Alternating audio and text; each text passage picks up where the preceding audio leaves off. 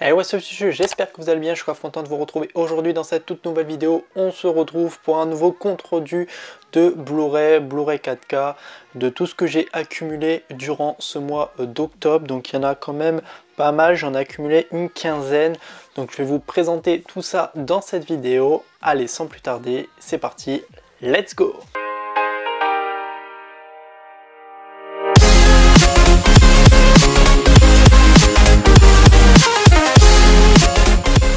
Bon, du coup, les films que j'ai trouvés, il y en a quand même pas mal, donc à peu près une quinzaine. Il y a quelques petits Blu-ray 4K, des Blu-ray normaux. J'en ai acheté à cash, Amazon et un en vide-grenier. On va commencer par celui du vide-grenier. Donc un film Jungle, donc avec Daniel Radcliffe, tiré d'une histoire vraie, donc avec l'acteur de Harry Potter. Donc c'était un film qui m'avait l'air plutôt intéressant. J'avais regardé la bande-annonce et tout, je m'étais intéressé du coup à ce film et il était marqué dans ma liste et il y avait que dalle vraiment dans le vide-grenier où j'avais été. Pourtant il y avait énormément d'exposants, donc après j'étais arrivé hyper tard et je tombe sur ce film là pour 2 €, donc plutôt cool de l'avoir trouvé.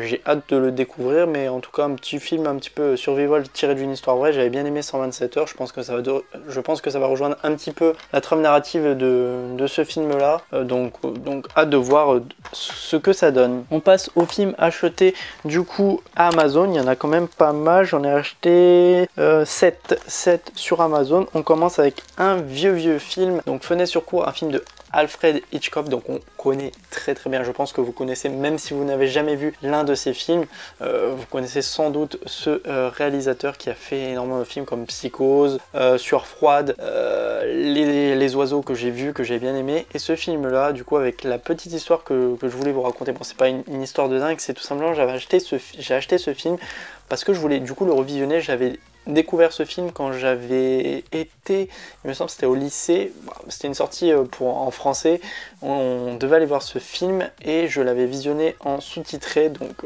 en anglais, et il m'avait plutôt intrigué, j'avais bien aimé. Pourtant je suis pas vieux film, mais l'histoire était plutôt intéressante, j'avais bien aimé, je m'étais intéressé du début à la fin de l'histoire, c'était vraiment suspense, trailer, etc. Donc voilà pour la petite histoire, et du coup je me suis dit je vais le reprendre et revisionner à nouveau ce film là. Aussi, autre histoire sur ce film, Les Rivières Pourpres, donc avec Jean Reno et Vincent Cassel. J'ai découvert ce film, je connaissais de nom, mais je m'étais pas plus intéressé à cela. C'est en regardant une vidéo d'un youtubeur, Jérém Paranormal, qui avait fait du coup une enquête paranormale dans l'un des lieux du tournage. C'était du coup le pavillon Keller, qui est du coup l'un des lieux de ce film. Donc voilà, et après du coup je me suis dit bon, je vais voir un peu ce que ça donne au niveau de l'histoire. J'ai regardé un petit trailer policier, donc avec Jean Reno et Vincent Cassel. Je me suis dit, je pense que ça va être un très bon film, et au moins ça va élargir un petit peu ma culture de films assez connus et assez populaires. Un film 4K, donc pour compléter les films Star Wars, donc le troisième, donc la revanche des Sith, donc le troisième opus, donc voilà, pour compléter, bien évidemment, c'est d'ailleurs mon préféré de ces 3 premiers, c'est le passage de Darth Vader, etc.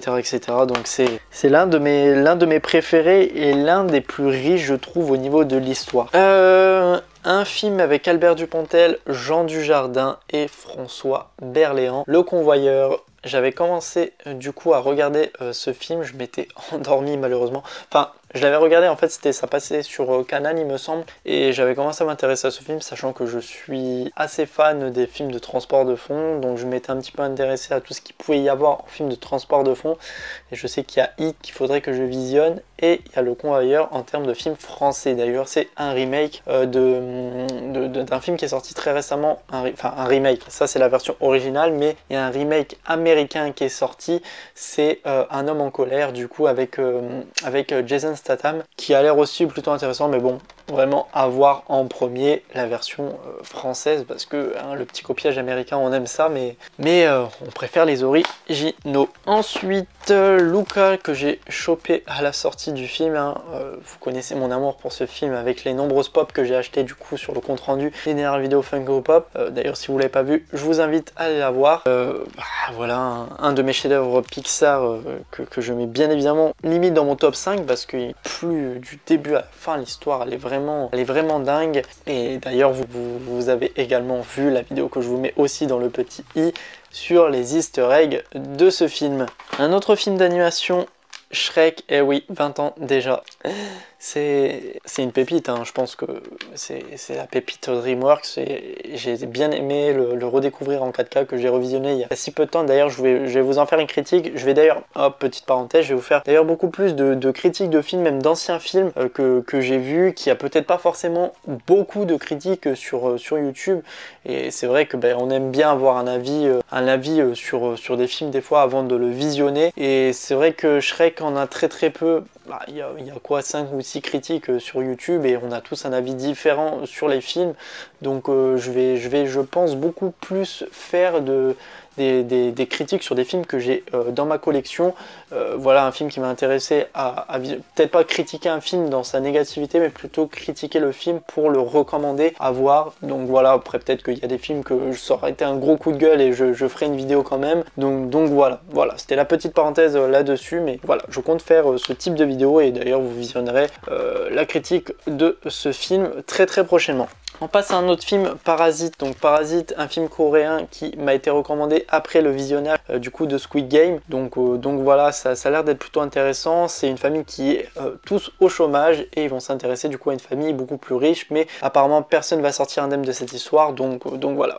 J'ai dit je vais le prendre hein, et j'ai bien aimé du coup les films coréens, donc voilà, à voir ce que ça donne celui-ci. Et j'avais bien aimé aussi Dernier Train pour Busan. Alors un autre film de chez DreamWorks, Le Chapeauté. Donc voilà, je le voyais à chaque fois, mais il était du coup en version 3D et il était largement plus cher. Je voulais pas claquer 8 € dans un film de ce type, donc là pour 3,99 € du coup à cash, hein, on passe sur les films cash. J'avais envie de découvrir du coup l'histoire du chapeauté hein, qu'on retrouve bien évidemment dans Shrek. Là pour continuer ma culture un petit peu de films anciens, donc Ocean Eleven avec de nombreux acteurs hyper connus et le casting est juste grandiose, hein. George Clooney, Andy Garcia, Julia Roberts, Matt Damon, enfin vraiment il y en a, Brad Pitt aussi.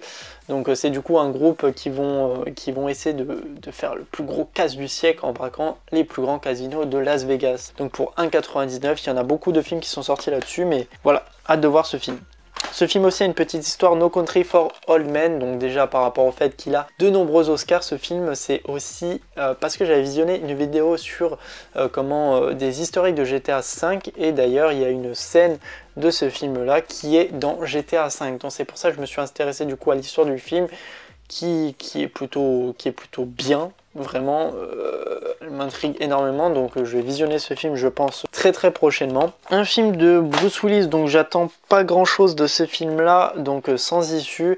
J'ai regardé un petit peu, ça avait l'air plutôt intéressant, je l'ai pris aussi pour le prix de 99, à voir ce que ça donne, mais je pense que ça va pas être un grand chef d'œuvre en termes de film d'action, mais bon, je sais qu'après Bruce Willis a l'habitude de faire de bons films, donc à voir ce que ça donne, mais voilà, je ne tire pas des conclusions de suite. Money Monster avec George Clooney, Julia Roberts pour 2,99 €, donc l'histoire a l'air plutôt cool, donc en fait il va y avoir une prise d'otage et il va se retrouver du coup devant des millions de personnes à la télévision qui vont visionner cette prise d'otage. Il me semble qu'il a été passé sur TF1 à un moment, j'avais commencé à zioter, mais j'ai pas continué l'histoire, donc voilà, je vais le découvrir donc pour 2,99 €, vraiment pas cher du tout. Les Aristochats, donc un petit film Disney que j'avais eu pour 8,99 € dans un cache à Toulouse, un classique Disney, hein, c'est un très bon film. Je pense que quand je vais le revisionner, ça va me donner une bonne claque de nostalgie en voyant ce beau film Disney qui m'a énormément plu. J'avais bien aimé l'histoire. Et pour terminer, Hunger Games, donc 1,99 €. Maintenant, les Battle Royale sont d'actualité. C'est un film que je n'ai absolument pas vu. Oui, vous pouvez me taper sur les doigts, mais voilà, c'est pour 1,99 €, j'ai dit bon, je vais le prendre. Voilà. Donc voilà, j'espère en tout cas que cette vidéo vous aura plu sur mes différents Blu-ray que j'ai effectués durant ce mois d'octobre. N'hésitez pas à me le faire savoir dans les commentaires, à vous abonner à ma chaîne YouTube, à la commenter, à la partager. On se retrouve très prochainement pour une nouvelle vidéo. Allez, salut tout le monde, peace!